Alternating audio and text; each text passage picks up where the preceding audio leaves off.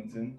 I am 46 years old, and my art practice is a variety of things. I paint, I do sculpture stuff, I do landscape design and install, which I think is part of my art practice. And I draw and whatever is fun, I guess. I don't suppose it's under one particular category. Excellent. So, tell me about how long you've lived in Albuquerque and how living here, you know, lends itself to your creations and your livelihood. Okay, well, born and raised, and but how it lends itself to my creations, you said? Uh huh. Yeah. Okay, yeah, born and raised here um, in Albuquerque, and I guess it's just there's inspiration all around, and I don't know if that would suppose, if that would be if I lived somewhere else, I don't know if I'd be inspired by the stuff all around me too, but that's what happens here, and so there's not really one particular um, thing that inspires me. I find it all over the place. I love the landscape. I love trying to capture the the magnitude of it and sort of the space of it and the sort of underlying. I guess I'm inspired by the underlying sort of bones that are in the landscape and how there's a lot of sort of clues of history. And I try and like it's hard to capture, on a 2D surface or a 3D surface, I suppose. But the that's part of the challenge, I guess, with when I do landscape pieces. So, tell me, with how do you think Albuquerque's, in terms of its art community, how do you feel that it, fosters and supports you as an artist, and how do you see your place in that in normal times, and then we'll look at the pandemic specifically. Okay. Well, I wish I feel like I'm somewhat part of the art community. I've shown in um, different galleries, I suppose, but I don't know. I wish I could get out there more in general, like back when even times were normal. I just tend to be more hermit style. Um, but as far as being part of the art community, doing more public art is where I've been wanting to push things, and I'm glad that there's a good public art program for Albuquerque, New Mexico, and being able to be a part of that. Um, what was the other part of the question? Were you saying? No, that covers it. So I kind of wanted to look at just how it exists generally, and then I wanted to start looking at the pandemic specifically. So when do you Okay. feel that? Existing generally, I think there's all sorts of artists around, and they're inspiration to me, and follow some on Instagram or whatever. But the I don't it's think it's very hard to make money as far as being an artist in Albuquerque, New Mexico, and I know that there's a lot of money in Santa Fe for those kind of galleries, Canyon Road kind of things, and but I really my take on even galleries in Albuquerque, it's like I don't see that as a money maker, and so I have to just I'm gonna make art nonetheless, and but as far as like trying to like make art so I can like get it into a gallery in Albuquerque, that's not really one of my goals. I just want to keep making art and get better at it, and, fulfill my sort of goals as an artist. And as far as making a living at art, that's where I'm glad that there's public art programs, so that way I can try and access the 1% and any opportunities that come up like that. Okay, it's getting a little glitchy now where your video is study. The audio is great. The audio is fine. The video is just I'm just it's getting a little frozen up. Yeah, So so I when understand. do you remember there being like a moment or a time when COVID-19 really entered your consciousness, or where you started seeing it having an impact on you and your work and your livelihood?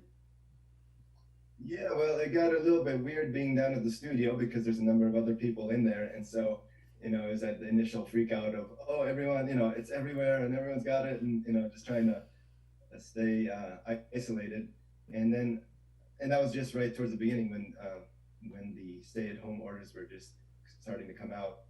And the aside from that, I guess I thought there was going to be some opportunity for more art making because I was going to be out in the field doing landscape work or whatever. And so I thought, oh, cool, staycation, make some art, do some painting, whatever. But I think um, the whole COVID thing has really been um, kind of a freezer. It's there's too much analysis paralysis going on, and especially right at the first couple of weeks.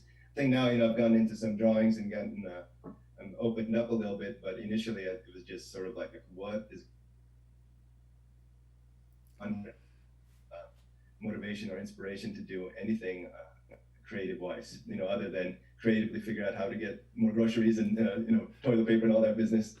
That was about it.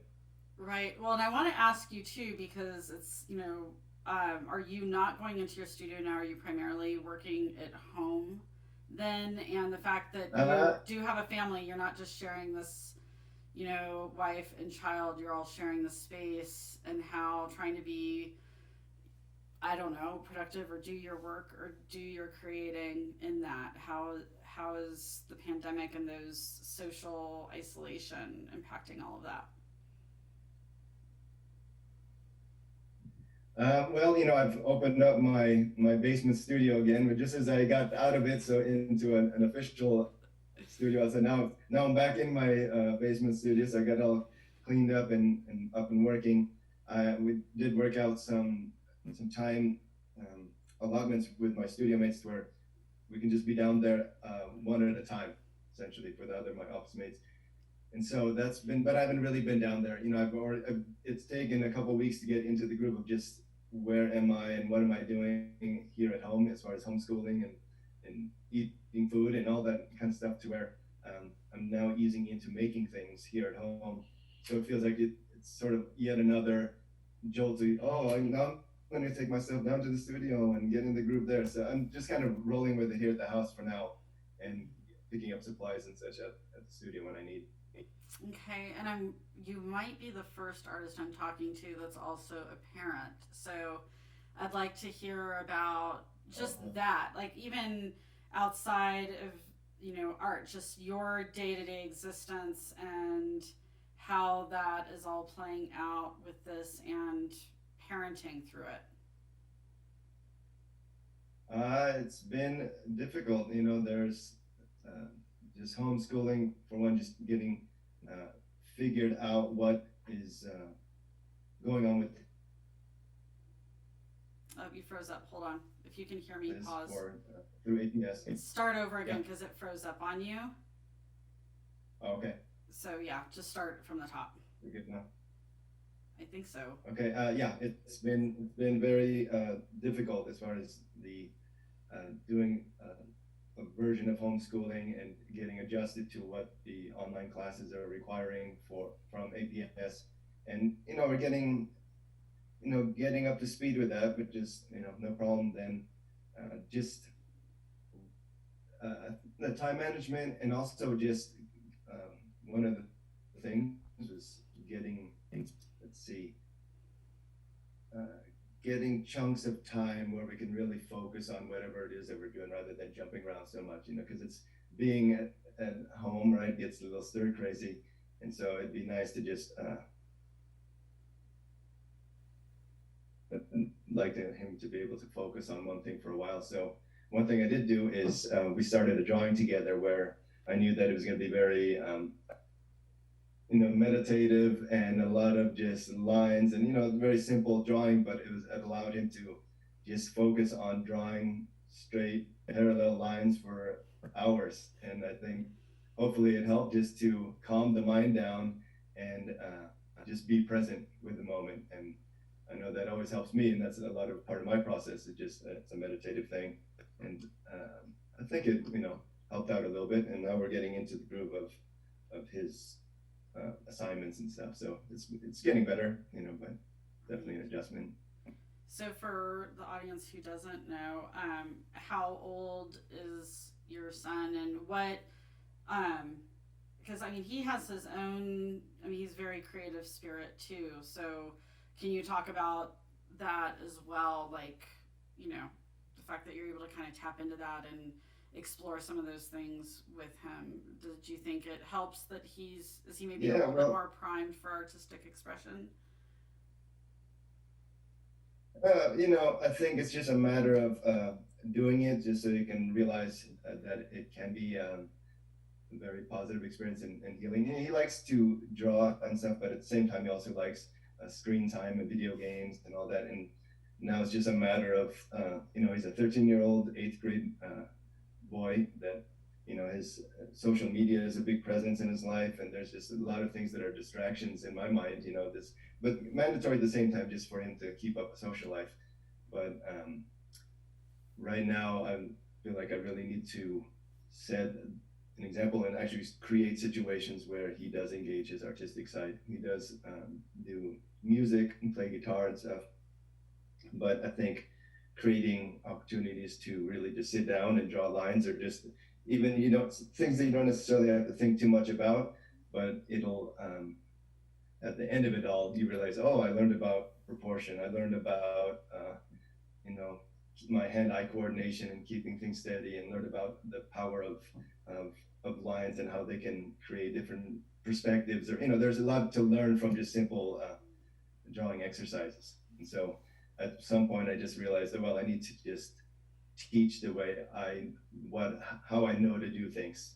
I do also teach at, university level and that sort of thing. But when it came to my son, there's a lot of emotions, a lot of things that I want to just pack into short amounts of time. And so I just needed to just go a little bit more step by step. And how do you feel like, and thinking about that too, just in like the lessons we're trying to impart, with the next generation and you with your son, like, what do you think are some of those things that are being absorbed and ingested now in this time while you're all self-isolating? What do you feel like are going to be some of the takeaways, like, for your family, for you, Hmm. for your son? TBD, I think, hopefully some good things. It's been a roller coaster. So I guess, I guess we're still on the roller coaster, so that, and don't know what to expect. And when you're on a roller coaster, you don't really think about what the takeaways are going to be when, like when you get off the ride and start walking around the amusement park, right? So I don't know. It's just happening. And so I hope that some good bonding comes out of it, and that we can clearly all work together as a team and get through this. So I think that's going to have to happen, and that's going to have to be a takeaway. Otherwise, it's just going to be a bumpy road. So, what are some of the roller coaster elements? What are some of the ups and downs you guys are experiencing right now? Well, you name it. Sometimes kids don't want to learn. Sometimes people don't want to do what they are responsible to do, and that goes for me. That goes for everybody in the family. And what can I say? There's everyone has their moments, and we just gotta kind of regroup and figure out how to do it together. So, what does your day-to-day life look like now as opposed to what it was before? What does like a day in the life of the Tomlinson household look like now versus the way it did before? Well, fortunately, my wife has been able to work, continue work at home, her normal job. So she stays pretty busy with that from the 8 to 5, and set up a schedule for Oscar for doing, setting him up with breakfast, and then we do some school stuff, sit down with him, go through the different lessons, and actually do the homework and all that stuff, and that lasts for a solid 3-4 hours. And he has this, then there's food in there at some point. He then has some time to do his creative time, which is either drawing or music or whatever. And then I can start to address some of my either design work or get ready for the next round of food stuff, whatever. That's where it's been sort of, there's not too much time for really sitting down and getting stuff worked out. what would normally happen before was, right, he would be at school and I'd be out in the field till, from the morning till mid-afternoon. That's when, the body gets tired from digging holes and, like on-site design work. And then I, normally go to the studio, maybe do a little bit of painting and sort of wrap up the thoughts of the day, and then head back home for family times for the evening. Mm-hmm. So now it sounds like you started doing some drawings. So what are some of the things that you've started to draw, or where do you feel like your mind is leading you to want to create and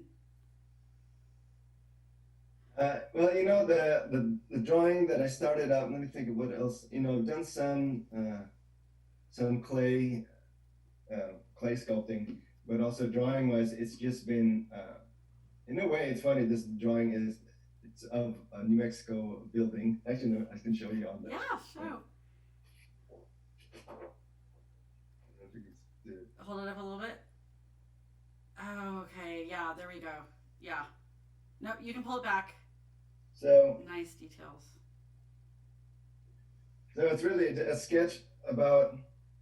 Part of it was just exercising architectural demons, right? It's all the sort of wacky stuff that's all around Albuquerque, New Mexico, as far as what's considered vernacular, I suppose, or just the different, vigas, all the different arches, and what I did was just took all of that and just applied it to one building and just slapped it all on, just because it's sort of, architectural design wise, and you see that a lot, right? You see buildings where there's vigas on all four sides and all at the same level, where it doesn't even make sense structurally, and it's just all sort of decor.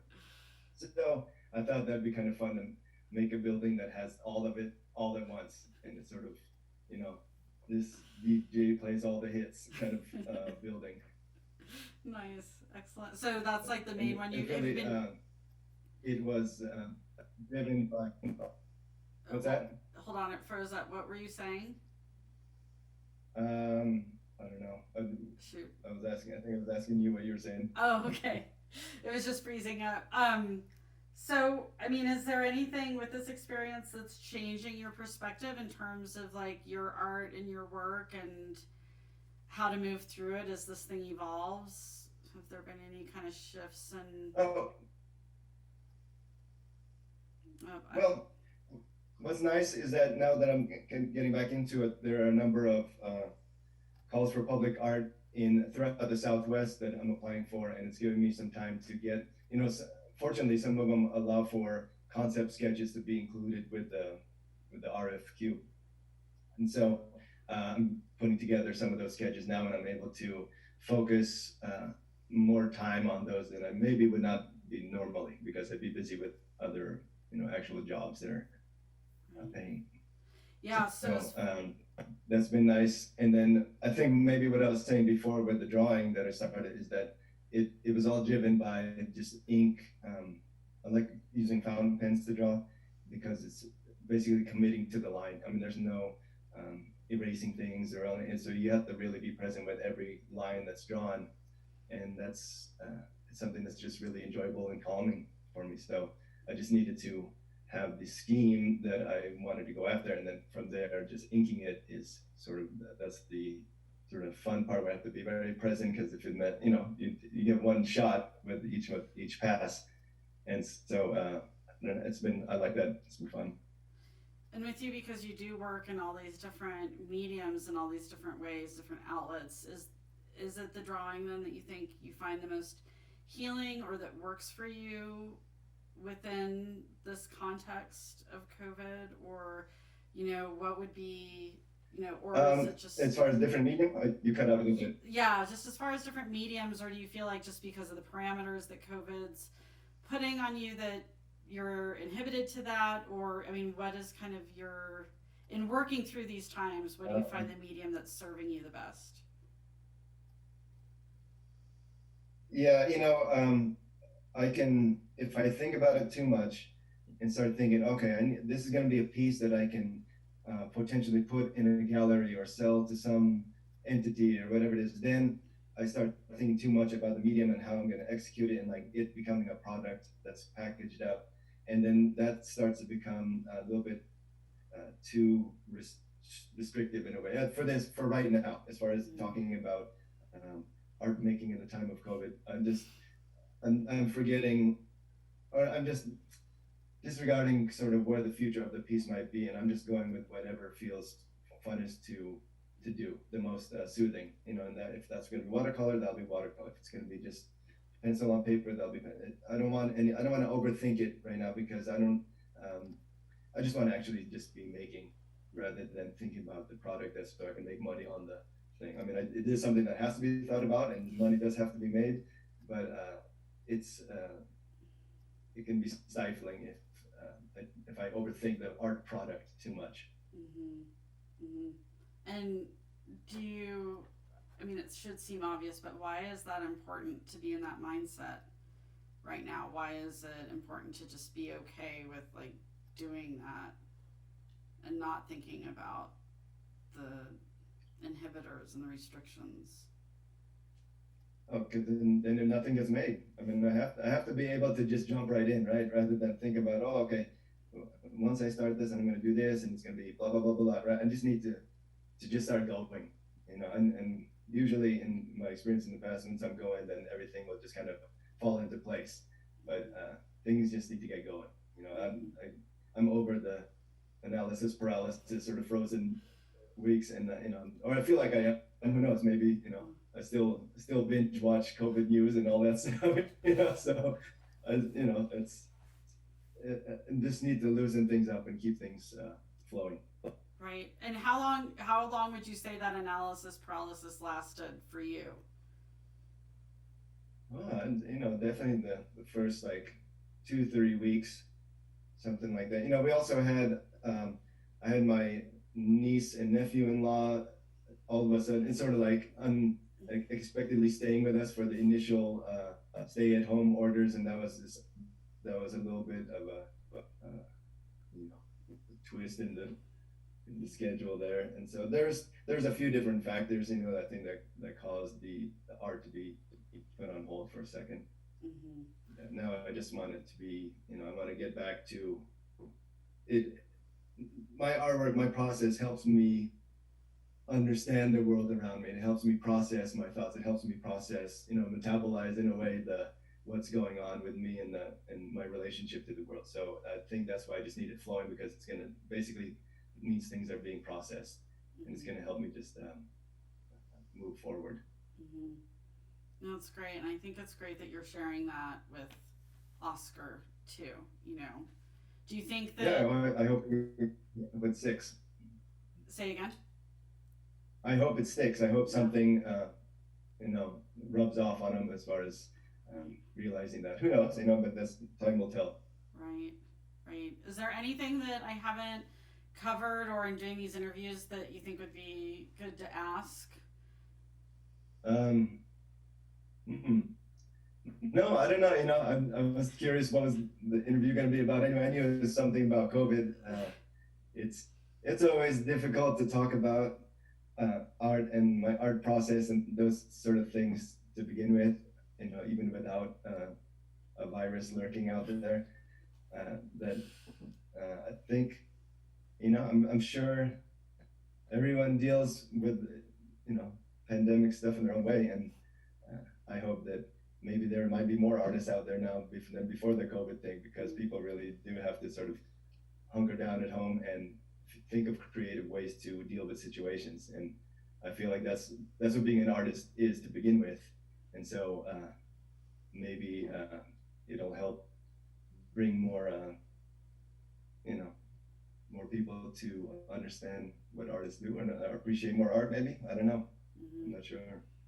No, it's good. I or at least the power of making things, the power of using your hands, and the power of seeing your product at the end of the day, at the end of a work session, whether that's indoors or outdoor or whatever it is. A lot of the work nowadays, and a lot of my work that I've done in the past, was that type of working in a bubble. You never see what your product is. You're just on the computer, and it's that there's product being made, but there's a true joy for me in whether it's landscape or paintings or sculptures, that you see your energy come to life in a thing, and I love that about it. It's amazing.